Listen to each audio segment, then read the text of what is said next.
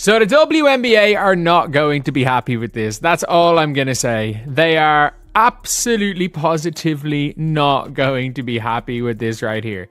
If you guys don't know, obviously Caitlin Clark is what you call it.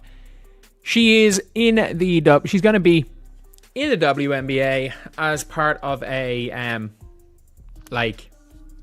NBA, or I'd say NBA team on NBC. And NBC also has got WNBA games. So at the end of the day, this is something that you'd be thinking, okay, when it comes down to it, Caitlin Clark is going to be... Sam Flood, the executive producer for NBC Sports, just dropped a bombshell that has the entire basketball world talking. While announcing Caitlin Clark's new role as an analyst, he didn't just call her a great player. He said, "There's no more iconic figure in basketball in the women's game right now, or the game in general." Let that sink in. He didn't say women's basketball. He said the game in general. By placing Caitlin's name above every current NBA superstar and even the legends of the past, Flood ignited an immediate firestorm. Within the WNBA and among longtime basketball purists, the reaction has been a mix of shock and outrage. To many, it felt like a direct shot at the history of the game and a slight to the veterans who built the league. Iconic figure in basketball, in women's game right now, or the game in general, about Caitlin Clark.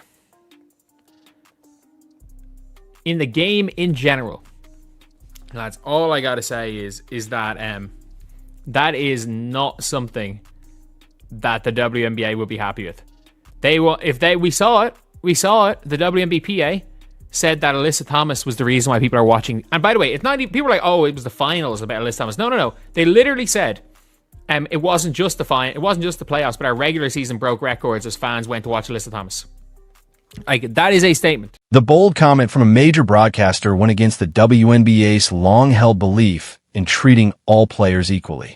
Highlighting one player, especially someone as controversial as Clark, shook the league's balance and challenged its focus on teamwork over star power. This set up a direct clash between tradition and the growing influence of the league's newest superstar, leading to public attention and rising tension behind the scenes. No, they literally said it wasn't just the playoffs, but our regular season broke records as fans went to watch Alyssa Thomas. Like, that is a statement. That is a statement the WNBPA had put out. I have to say, that is a statement that they had put out to say that fans came to watch Alyssa Thomas instead of Caitlin Clark or Angel Reese. Even if you wanted to say Angel Reese, it is what it is. I think you're allowed to say Paige Beckers if you are, because I'm pretty sure plenty of people in the media have called Paige Beckers the face of the league, and they've not gotten in trouble with the league, or they're not seen as problematic in the league.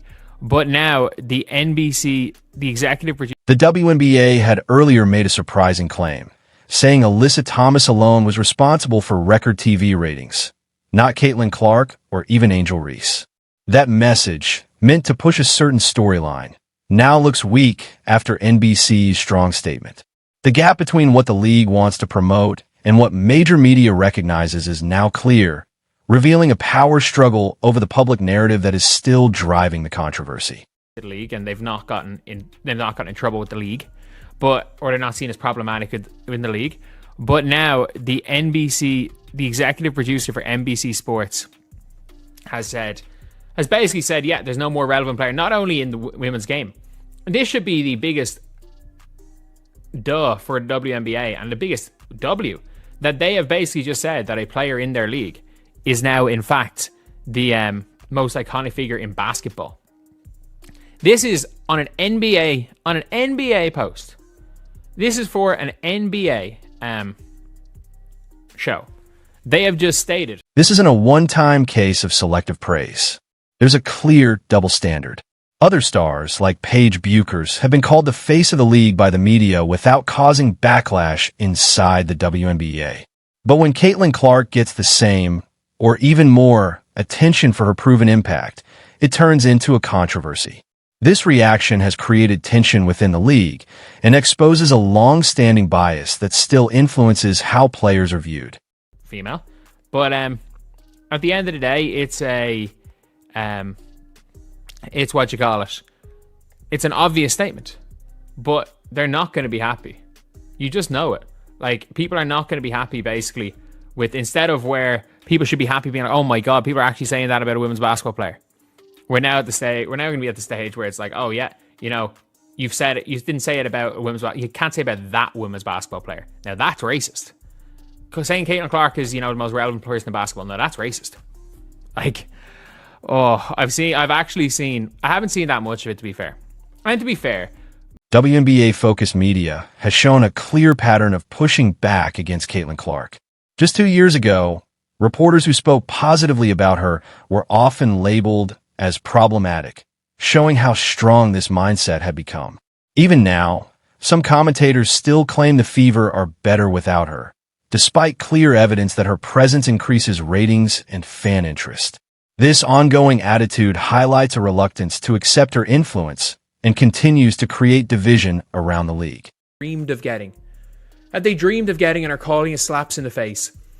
They're getting the coverage that they've always wanted to get, and they've been like, people are talking about it like it's, you know, like not a big thing, and like completely irrelevant because, you know, oh, maybe it's not the right person. Because it's not, you know, Caitlin Clark's not the right person. We don't care about the coverage we're getting. We're going to complain about it. We're going to call it growing pains. We're going to do everything we can because we wanted the league to grow through somebody else. But again, if that was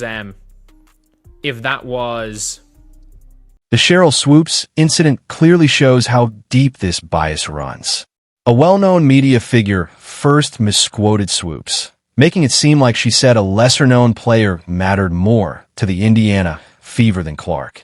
Later, that same person apologized for the mistake, but still defended Swoops' questionable comments about Clark.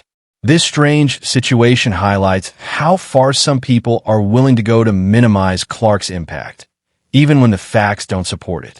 Yeah, at least, you know, the NBA and NBC, who are, you know, covering the WNBA. And I do think that the likelihood of Caitlin Clark, if the WNBA season doesn't happen, I actually don't know what's going to happen if the WNBA season doesn't happen. I mean that. I don't know what they're going to do. I really don't know what they're going to do, because if the W season doesn't happen, it's done. Like, the league is done.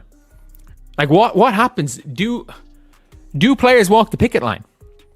Like, there's a world where I know 98% because they want to show a united front. But if you actually ask, the fight over Caitlin Clark's story isn't new. It has been building for weeks, months, and even years. Insiders say that nearly every conversation about her historic performances, huge fan appeal, or massive impact quickly turns into the same heated debate. This constant cycle has worn people down and points to a deeper resistance to change within the league, no matter how strong Clark's on-court results or popularity become. In with these WNBA CBA negotiations, because I gotta be honest here, like, the amount of millions that the WNBA players are going to lose is going to be crazy. So I wouldn't be surprised if Caitlin Clark is going to be, you know, she's prepping. People are like, oh, she's prepping for the summer job. Like, again, people don't realize that, again, if Caitlin Clark doesn't play basketball this season, Caitlin Clark will literally go, her career will have ended at 23 years old, which is crazy, because let's be real. As relevant as Caitlin Clark is, how many people are going to be watching Caitlin Clark every single game in a strange turn, some social media users have even called praise for Caitlin Clark racist. This extreme claim tries to use identity politics to dismiss her talent and massive popularity. Instead of focusing on the sport's growth, it creates more division among fans who should be celebrating this moment. At the same time, despite record attention and major financial opportunities, some players are publicly calling these breakthroughs disrespectful. What many once dreamed of is now being brushed off as normal growing pains. This shows a deeper disagreement about how the league should grow and who deserves credit for its success. Behind the scenes, there is also resistance to Clark being the face of this new era. Even though she brings new fans and huge media interest, some clearly want someone else in that role. The issue isn't the growth itself, it's who is leading it. Adding to the tension are stalled labor talks. With CBA negotiations stuck, the risk of a lockout is real. A canceled season would cost players millions and could destroy the momentum the league has built. While the stakes are extremely high, insiders say fewer than 20% of players actually support a lockout. This gap between what the league says and what's actually happening shows a serious lack of unity.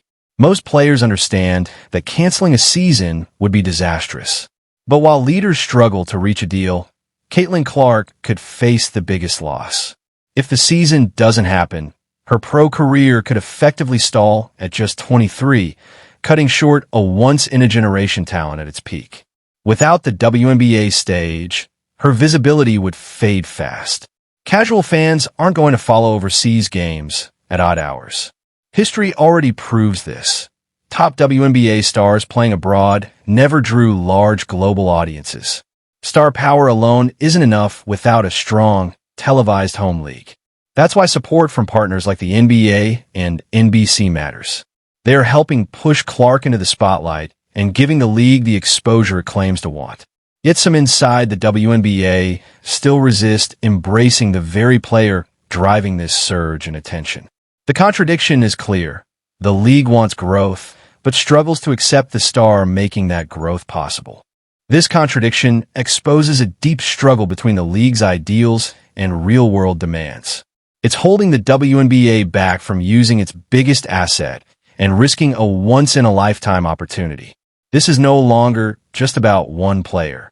It's about the league's identity and where it's headed. The WNBA is at a turning point.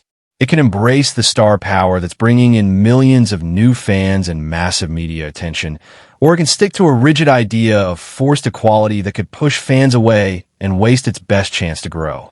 The decision is clear but difficult.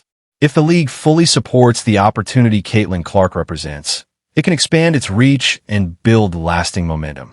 If not, it risks losing new audiences, slowing progress, and missing its shot at true mainstream success. The future of the league and its players depends on what happens next.